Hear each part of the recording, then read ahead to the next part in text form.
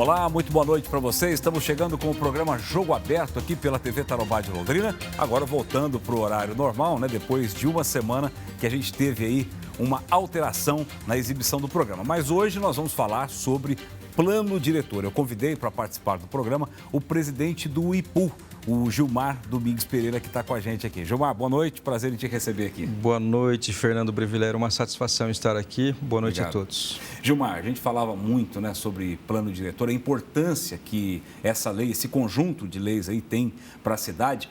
E eu gostei dos exemplos práticos que você sempre colocou para as pessoas entenderem, né, o que significa realmente o plano diretor, esse direcionamento que a cidade precisa para crescer, né, Gilmar? Sim, perfeito. O plano diretor, a nossa lei geral, ela já foi aprovada no ano passado, recentemente. Mas aí vem as leis complementares, Fernando. Nós temos 8 leis complementares, que são leis específicas. E nós já enviamos para a Câmara Municipal no último mês, no mês de julho.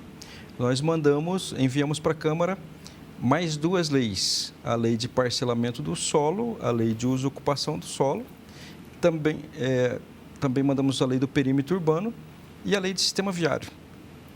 Então, observe, são leis que complementam a lei geral, que acabam doutrinando assunto por assunto.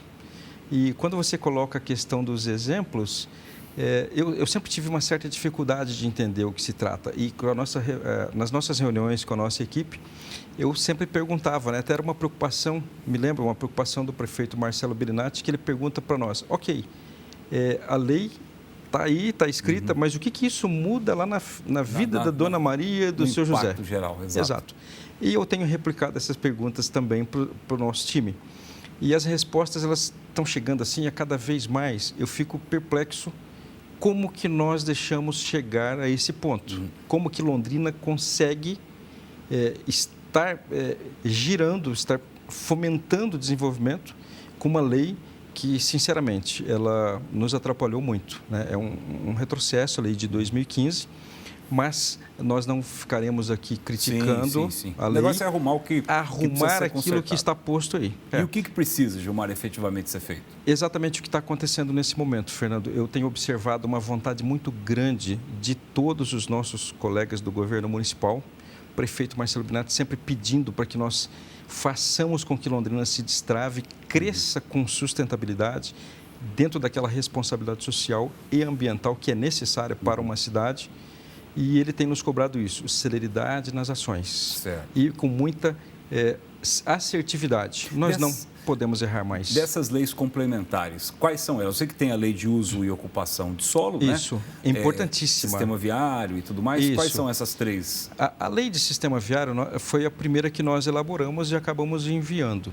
A lei de sistema viário, para que as pessoas que nos veem e nos ouvem possam entender, ela é a lei que doutrina a macroestruturação viária de um município, né? São as importantes ligações. E algumas alterações significativas aconteceram e uma delas, assim, que eu fiquei espantado, inclusive, quando eu descobri que as estradas rurais, por exemplo, estava capitulada no Código de Posturas. É algo assim que não tem nada a ver. Então, a nossa lei de sistema viário traz essa novidade, traz também algumas alterações significativas com os nossos entroncamentos, os nossos cruzamentos, né? Um exemplo, as rotatórias. Nós fizemos uma série de parâmetros e fizemos alguns comparativos em relação às leis anteriores. E chegamos à conclusão, inclusive com alguns softwares que nós temos no Instituto, simulamos os raios de curva, as possíveis manobras de caminhões, carretas, ônibus, enfim, veículos de grande porte, e nós chegamos à conclusão que é possível diminuir os raios das rotatórias para possíveis intervenções para o futuro, né? A abertura de loteamentos, novos parcelamentos do solo. Então, há uma diminuição daquela estrutura, uma diminuição no custo, inclusive, de implantação e manutenção. É uma das importantes alterações que nós conseguimos elencar. E é evidente que temos também uma readequação nos alargamentos, um capítulo que fala dos alargamentos da lei vigente hoje, que nós achamos extremamente relevante.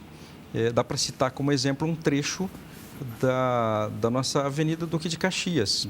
Um trecho permanece com alargamento e outro trecho simples por conta do alto custo da intervenção, né? 2019, por exemplo, nós sabemos que em torno de 80 milhões somente com desapropriações. Nossa. Então, isso acaba tornando inviável uma intervenção dessa magnitude.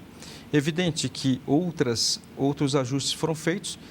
Narcindo Sardo também, uma intervenção que previa ali o alargamento, foi retirado aquele trecho da Narcindo Sardo a pedido de comerciantes, moradores que atuam naquela região, foi levado para uma audiência pública. O Instituto de Pesquisa e Planejamento Urbano de Londrina acatou essa solicitação, evidentemente que fazendo um estudo daquilo que foi solicitado pelos moradores da região, com os diagnósticos que foram levados pelo plano de mobilidade. Né? Então, nós cruzamos as informações, verificamos os custos dessas possíveis intervenções e chegamos à conclusão que, na minuta da lei que nós encaminhamos para a Câmara, seria suprimido esses trechos. Perfeito. Ô, Gilmar, se a gente fosse falar hoje qual era a obra importante que Londrina teria que tirar do papel, como, por exemplo, foi tirado da Leste-Oeste com a Rio Branco, né? Finalmente, né? Quantos e quantos anos esse projeto não estava esperando para sair do papel? Qual seria o próximo, digamos assim, a próxima grande obra que você elencaria? Olha, Fernando, importantíssimo a gente atacar o ponto tal ali. Sim. Qual seria? São várias, né?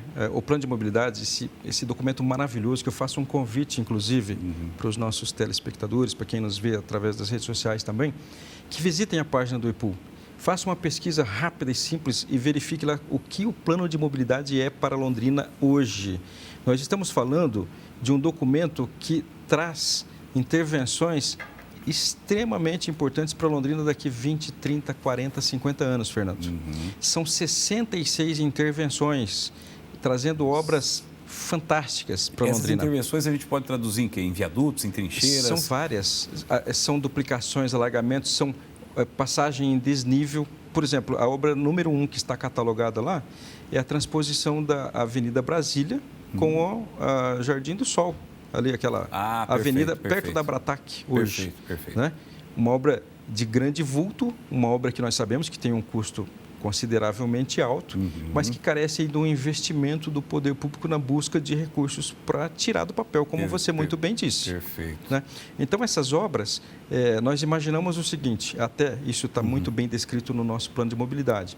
Ele fala que se todas essas obras implantadas hoje no município de Londrina, nós teríamos, daqui 20 anos, nós teríamos uma redução no tempo de deslocamento em torno de 9%, ou seja, em relação a hoje. Então, observe, somando toda a taxa de crescimento da nossa frota, daqui a 20 anos nós estaríamos muito melhores que estamos hoje. Hoje nós estamos aí com o quê? 400 mil veículos? Pelo menos 400 mil veículos, né? Emplacados. Fora os que entram e saem na cidade. Exatamente. E aí o plano de mobilidade ele é importante porque ele traz um diagnóstico que para nós acendeu aquela luz amarela, né?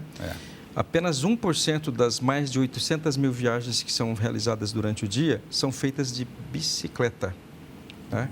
Ou seja, o transporte não motorizado ele precisa ser totalmente revisado. E aí o plano de mobilidade também traz um programa chamado Calçada para Todos, que traz uma calçada acessível, ele faz um diagnóstico. Tem, inclusive, uma imagem que eu acho emblemática. Tem um canteiro central, uma travessia de pedestre, mas do outro lado não tem calçada. Então, você, por um lado, diz para o pedestre, passe por aqui, que é seguro. Sim. Mas chega lá e não tem... Não tem a calçada. E o plano de mobilidade ele faz exatamente esse diagnóstico e essa prospecção.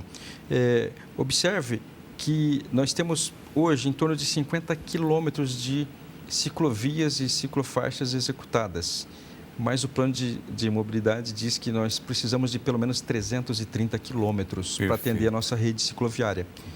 É um documento fantástico. Quer dizer, nós temos muito a caminhar ainda. Sim. É um convite importante que você fez para nós. Inclusive, me aguçou aqui a curiosidade, porque eu já tinha visto lá no tempo da Ziober ali, a gente vê alguma coisa. Mas depois, meu amigo, caiu de fato no esquecimento. Deixa eu fazer um rápido intervalo, Gilmar, porque daqui a pouco nós vamos falar de outros pontos importantíssimos para o desenvolvimento da cidade que estão na alçada do IPU, para você entender bem a importância desse instituto para a nossa cidade. Voltamos já.